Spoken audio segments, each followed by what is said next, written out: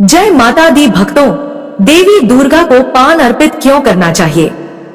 इसका क्या महत्व है?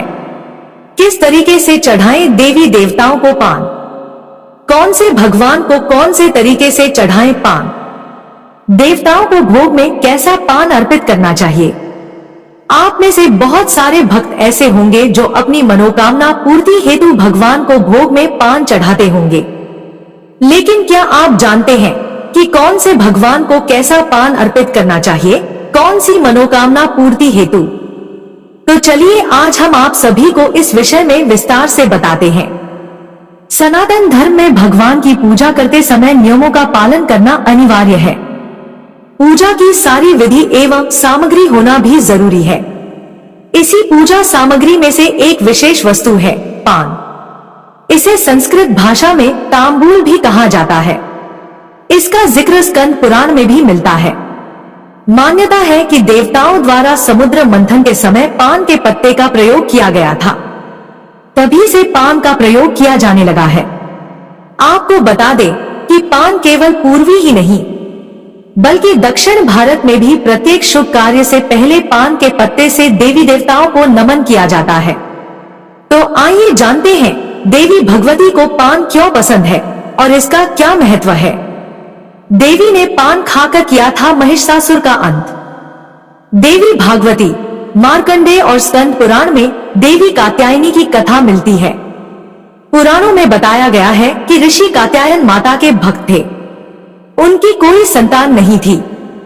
इन्होंने माता की तपस्या की और उनसे वरदान मांगा कि आप मुझे पुत्री रूप में प्राप्त हों। इस बीच महिषासुर का अत्याचार बढ़ता जा रहा था। उसने देवताओं को स्वर्ग से भगा दिया था। देवताओं के क्रोध से एक तेज प्रकट हुआ। उस तेज ने ऋषि कात्यायन के घर पुत्री रूप में जन्म लिया। ऋषि जानते थे कि माता ही वरदान के कारण पुत्री रूप में उनके घर जन्मी है। ऋषि ने देवी की प्रथम पूजा की और वह देवी कात्यायन ऋषि की पुत्री होने के कारण कात्यायनी कहलाई। देवी कात्यायनी के प्रकट होने का मूल उद्देश्य महिषासुर का अंत था। आश्विन शुक्ल नवमी तिथि के दिन ऋषि द्वारा पूजित होने के बाद देवी ने कहा कि उनका प्राकट्य महिषासुर का अंत करने के लिए हुआ है। इसके बाद देवी ने नवमी और दशमी तिथि को महिषासुर से युद्ध किया। दशमी तिथि के दिन देवी ने शहद से भरे पान को खाकर महिषासुर का वध कर दिया। इसके बाद देवी कात्यायनी महिषासुर मर्दनी भी कहलाई और यहीं से देवी को पान अर्पित करने की प्रथा प्रारंभ हुई। देवी मां को पान में अर्पण करें ये चीजें। पूजन में पान का पत्ता रखना अत्यंत शुभ होता है। ध्यान रखें, पान के पत्ते के साथ इलायची, लौंग, गुलकंद आदि भी चढ़ाया जाता है। मान्यता है कि पूरा बना हुआ पान चढ़ाया जाए तो माता रानी अत्यंत प्रसन्न होती है और भक्त के जीवन में सुख समृद्धि का वास होता है। सनातन धर्म की मान्यताओं के अनुसार पान के पत्ते में विभिन्न देवी देवताओं का वास है। जी हाँ, इस एक पत्ते में ब्रह्मांड के सभी देवी देवता वास करते हैं। इसीलिए देवी भगवती की पूजा में पान जरूर चढ़ाना चाहिए। किंतु पूजा सामग्री के लिए पान के पत्ते का चयन करने के लिए व्यक्ति को बेहद सावधान रहना चाहिए। मान्यता के अनुसार छिद्रों से भरपूर, सूखा हुआ एवं मध्य हिस्से से फटा हुआ पान का पत्ता सामग्री के लिए कभी भी इस्तेमाल नहीं करना चाहिए।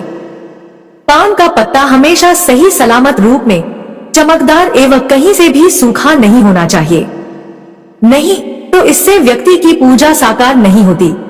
बहुत सारे स्थानों पर पान के पत्ते के बीच पान का बीज एवं साथ ही 1 रुपए का सिक्का रखकर भगवान को चढ़ाया जाता है। कन्याओं को खिलाएं पान, होगा अत्यंत धन लाभ।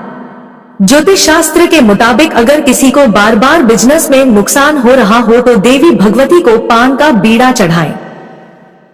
इसके लिए किसी मंदिर में या घर पर ही सुबह सवेरे नित्य कर्मों से निवृत्त होकर मां दुर्गा को प्रणाम करें और पान का बीड़ा अर्पित करें।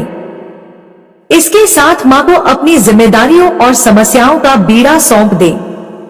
प्रार्थना करें कि अब मां जो भी मेरे लिए उचित हो वह करें, लेकिन आप कभी भी किसी का बुरा नहीं सोचें। मन में हमेशा ही पवित्र भावना रखें। इसके बाद 9 कन्याओं को एक एक मीठे पान का बीड़ा खिलाएं। जिससे बिजनेस में या किसी कार्य में आ रही रुकावट दूर हो जाएगी और आपकी मनोकामना पूर्ण होगी। गणेश जी को ऐसे चढ़ाएं पान, बनेंगे सारे काम। अगर आपको किसी कार्य में बार बार असफलता का सामना करना पड़ रहा हो तो गणेश जी को पान का बीड़ा चढ़ाना चाहिए। ऐसा करने से वह सभी तरह का मंगल करते हैं। इसके लिए आप किसी भी दिन सुबह सवेरे स्नान करके श्री गणेश जी के मंदिर जाकर या घर में स्थापित गणेश प्रतिमा के सामने सिंदूर में घी मिलाकर या कुमकुम से रंगे चावल से स्वास्तिक बनाएं। उस पर लाल धागे से एक सुपारी लपेटकर रख दें। इसके बाद नियमित रूप से उस सुपारी की पूजा करें। मान्यता है कि विधिपूर्वक की गई सुपारी की पूजा से गणेश जी शीघ्र ही प्रसन्न होते हैं। हनुमान जी को चढ़ाएं यह विशेष पान। हनुमान जी को मंगलवार, शनिवार या फिर हनुमान जयंती के दिन पान अर्पित करना चाहिए। इसके लिए घर के पूजा स्थल में तेल, बेसन और उड़द के आटे से हनुमान जी की मूर्ति बनाएं और उसकी प्राण प्रतिष्ठा करके उसके सामने तेल और घी का दीप जलाएं। इसके बाद विधि पूर्वक पूजा पाठ करके धूप दीप जलाएं और मीठे का भोग लगाएं। इसके बाद 27 पान के पत्तों में गुलकंद, सौंफ, नारियल का बुरादा और कटे हुए गुलाब के फूल का बीड़ा बनाएं और उसे हनुमान जी को अर्पित कर दें। लेकिन इसमें भूल से भी चूना या सुपारी न रखें। इसके बाद अपनी समस्या कहें और उसके निवारण की प्रार्थना करें। ऐसे बनाएं बीड़ा और कर दें भोलेनाथ को अर्पित। शिवजी को पान अत्यंत प्रिय है। ज्योतिष शास्त्र के मुताबिक शिवलिंग पर किसी भी सोमवार को या सावन के सोमवार में पान का बीड़ा चढ़ाएं। मान्यता है कि ऐसा करने से भक्तों के सभी मनोरथ सिद्ध होते हैं। लेकिन इसके लिए सबसे पहले भोलेनाथ की विधि विधान से पूजा करें और इसके बाद कत्था, गुलकंद, सौंफ, नारियल का बुरादा और गुलाब की पंखुड़ियां डालकर पान का बीड़ा बना लें और शिवजी को चढ़ाकर अपने मनोरथों को पूरा करने की प्रार्थना करें। तो यह है पान चढ़ाने का महत्व और उचित तरीका। आशा है आप सभी को यह जानकारी पसंद आई होगी। पसंद आई तो वीडियो को लाइक कीजिए और कमेंट में हर हर महादेव अवश्य लिखें। ऐसी और भक्ति पूर्ण जानकारी पाने के लिए हमारे चैनल को सब्सक्राइब करें। धन्यवाद।